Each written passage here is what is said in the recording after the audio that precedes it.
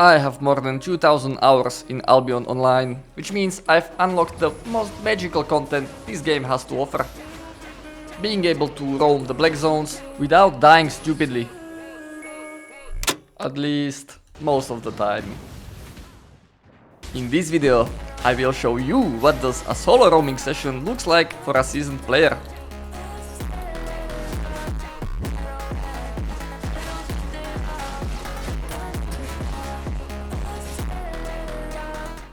What do solo sessions look like for an experienced player?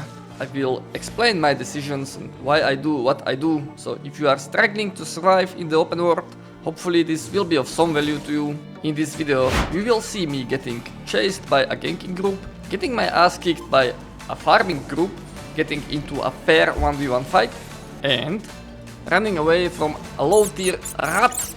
Enjoy!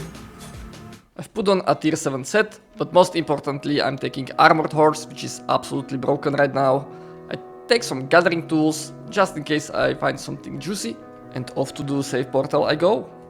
In tier 7 set, I like to roam tier 6 zones, so I check out where the next one is, and I go towards that direction. I find tier 7 and tier 8 zones to be very dangerous for a solo player. Such zones are usually protected by high level guilds and ganking groups, so generally I tend to stick to tier 6, tier 5. And from now on, it's about gathering anything interesting I can find. Mobs, camps, solo layers. Content in the black zones has to come to you, and it always comes eventually, but the pacing is not as intense as in, for example, Mists or Corrupted. This is more slow and peaceful and cozy experience, you know, except it is neither peaceful nor cozy, because you can get jumped at any point, although escaping ganking groups is really not that difficult, especially not if you know what you're doing and ride on an armored horse. Here I could easily hide in the Avalonian Road, but I decide to stay. After some time the ganking group finds me again, but I always keep my mount near, so I just mount up and walk away. You can see them riding in front of me, and that's because a ganking group will try to surround you like a pack of wolves. And that's the only way they can dismount you, if they like cooperate, work together. There is probably more of them behind me now, and they're on Discord, so the counter to this is to behave unpredictably, change directions. Now I disappeared from their vision, the guys in front of me, they like don't see me coming back, and I'm just being chilling, really. Lastly, I meet them for the third and final time, and this time I actually decide to change zones and go somewhere else, as these guys seem to just camp this location. You can see him sticking on top of me because he's now calling my location on Discord, they are pinging my position on the minimap, and the rest of his team is now closing on me from all directions. I'm making it look like I'm going for the western exit from this map, but that would be very predictable. And look at that. His friend is already waiting there for me dismounted. Luckily, I not only saw them, but I also heard them and, most importantly, expected them. So I'm able to turn back on time. Now I'm trying to make it unclear where I'm running next. It could be the Ava Road, but it could also be the northern exit or the eastern exit. I see another name tag flash on my screen on the south side, so I make sure not to run towards it but go north. But this time I was also able to hear it before I saw it. The Gankers follow me for a bit but lose interest as soon as I'm about to leave the map. Near the exit I meet a naked guy, so these accounts are scouts, but the Gankers use them from their phone to have additional vision on the map, but you can use them as a warning signs. If I came from the north side, I would instantly know there's Gankers in this zone, because there's a scout. In the next zone I find some trash on the ground.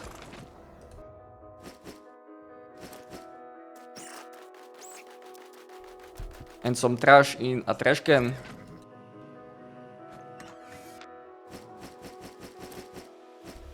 The ganking group is still behind me, so I don't stay in this zone and try my luck in the Ava Road. Ava Roads in the Outlands are always tier 6, which is excellent for a roaming in tier 7, as I am right now. I make my way towards the chests, and you can see me instantly ignore the one on the southeast side, because I know it's going to be a small one. There is no humanoid monsters here, it's just drones, just balls. On the northeast side, I find a group of people in used gear actually. And this piques my curiosity. Yeah, like the smart choice would be to just leave, but I mean, who does solo chests in 1400 IP? Like, what the hell? Why?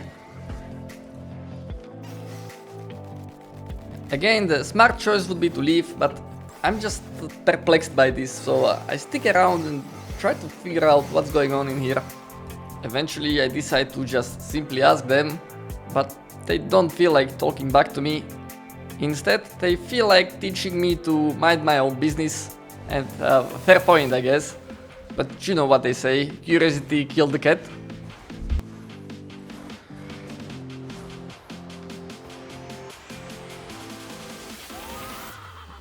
The important thing to do in this situation is to not panic. Yeah, I see there's exit, it's not that far away. These guys are in PvE sets, which means they're probably not optimized for catching me. This healer does an excellent play here, like well played. And you can see me trying to not get into combat, because I want to be able to leave this zone. Will I be able to? Who knows, but the important thing is to keep your head cool. Yeah, at this point I resist the temptation to slow them with my helmet, because that would put me in combat. Luckily the guy in the back misplaced this.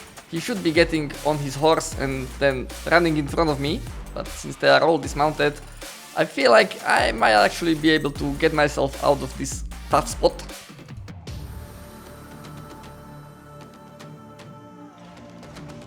And I mean, it cost me 2 healing potions, but I'm still alive, so I'll take it. Not too bad, not too bad. The road exit leads straight to a solo boss map, so of course I'm going to take that.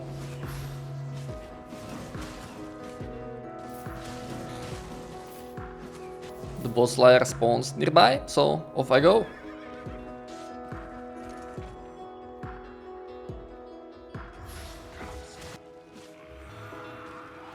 Unfortunately, the loot was nothing special. I roam this zone some more, find a lone smuggler's crate, deliver it without issues, do some more roaming around. Finally, I meet a solo player, and this looks like it could be a nice fight. They dismount to let me know that they accept my challenge, so I take my time by inspecting their build and thinking about my battle plan. Swift cut on assassin shoes will allow me to close the distance instantly, which is great against ranged weapons. I don't really have a good response against their mercenary jacket, and they have 2 of them, but maybe I could just outrun it every time they pop it. And that's why I keep my W on the dash. All mobility abilities can be used as defensives as well, although I open very aggressively here. I miss my helmet, which is very unfortunate. They are back to full health now, and I have 4 curse stacks on me, so I kite away until they fall off. Once they drop off, I try to regain some of the health with my mercenary jacket, but once they pop their own, I just dip. I wait out the stacks again, and then I turn back. For some reason they decide to reset the fight, so we just try again. This time I don't miss my hood, so that means I receive less damage.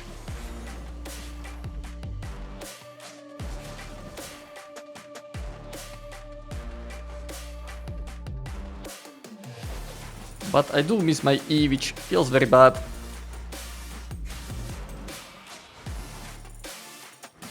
Once they pop their mercenary jacket, I once again dip and try to deny them getting any value out of it.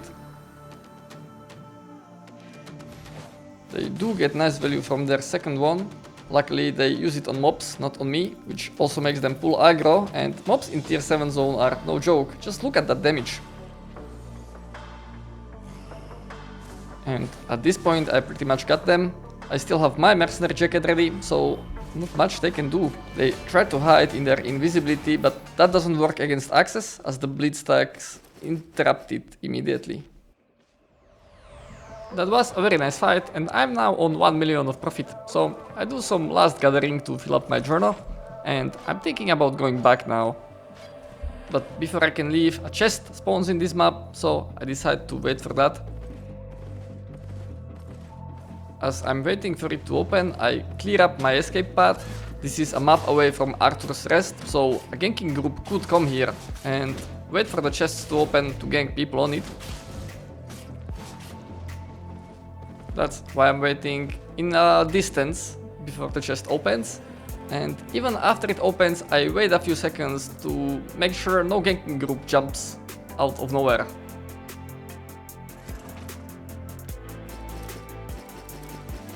I return the way I came, decide to finish one of the green chests because there was a good one.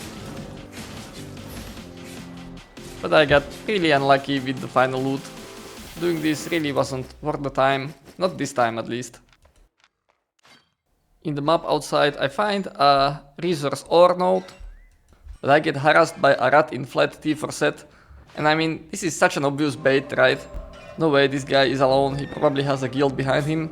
I invite him to party, and I do that to see if I get this dialogue, which yes, confirms my suspicion. This guy has a party behind and he's trying to bait me into combat. I am not dumb enough to fall for it though. Before leaving, I find one last uncontested chest with some actually nice loot. And with 1.5 billion of silver in my inventory, I return home.